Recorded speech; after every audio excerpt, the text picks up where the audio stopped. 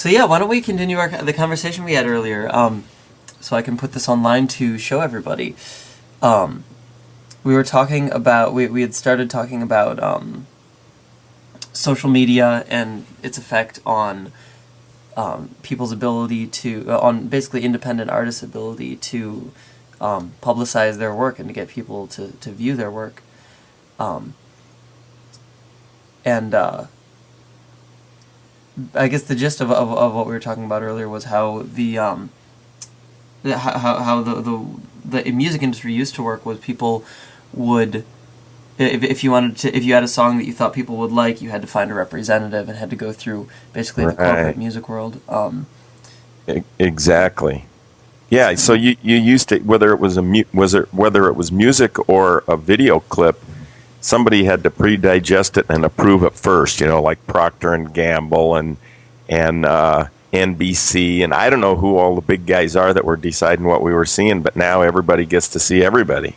Exactly. Yeah, and that allows things like um, like the best music and the music that the most people could potentially like to actually just come to fruition and become popular based on its own merit. Yeah, exactly. It's sort of like the indie music guys. I could sense the indie music guys kind of liked it that they couldn't get distribution, but now they can, and so I don't know what they're thinking. Uh-huh. Yeah, yeah, and it also allows stuff like the keyboard cat video that you did to get so many views. I found that really amazing that it got I think it's 1.5 million views now.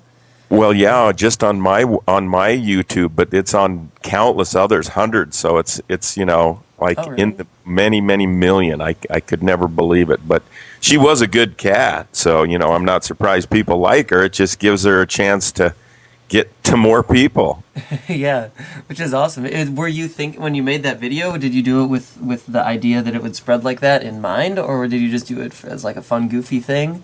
What was That's a it? very that's a really really good question, and it's sort of like thematic for my life and our conversation. Is that I've found that the things that have had the most cultural impact and reward and success have been things in my life have been things that am just doing it because I want to see what happens, because I'm truly curious and experimenting and all that, and then something happens, and examples of that are like my cat thing, which I was just doing just to because all I had then was a camera, a cat, and a keyboard, Hmm. and so I had to do something with it. Yeah. And the other thing, I have this nose thing that I do that is also equally crazy, but has been profitable and fun and everything. And there are things that I just did when I was just being myself instead of trying to figure out what everybody wanted to see. Well, what is the nose thing? Well, the nose thing, if you look on my website, is this little routine I came up with years and years ago where I'm a drummer, so I can move my body to music and lip sync or sing words. So I had a piece of glass, and so I put it up to my face and moved my nose back and forth to the beat of the music. And then my friend framed it up tighter than you would, so you wouldn't see the edges of the glass or my hands. And Hmm. then I lip synced the words to, like, then it was the theme from Love Boat, Jack Jones. Love, exciting and new, that one. And then that just started hooking up, and I've been all over the planet. I mean, I've been literally all over the planet doing that routine for commercials and television shows. And I mean, Istanbul, Tokyo, Buenos Aires, France. I mean, everywhere. It's crazy. And that was my nose.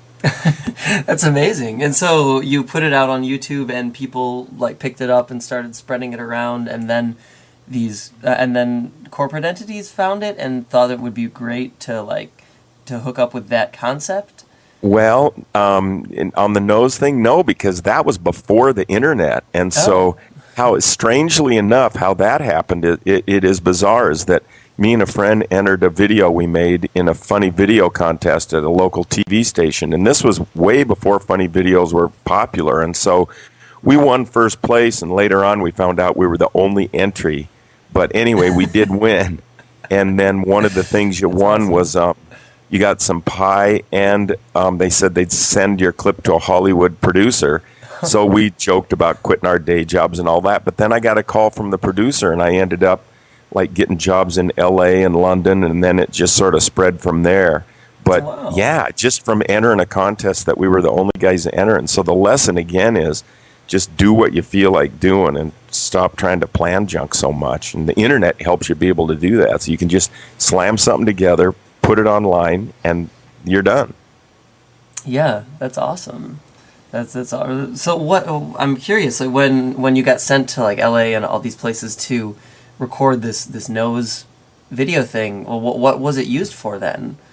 It was used for entertainment. It's like I've been on the Tonight Show 2 times, and on shows like The View and American Comedy Awards and all kinds of things like that. So it's a comedy act that just is to a song. It's sort of like an Andy Kaufman-esque sort of reality. That's awesome.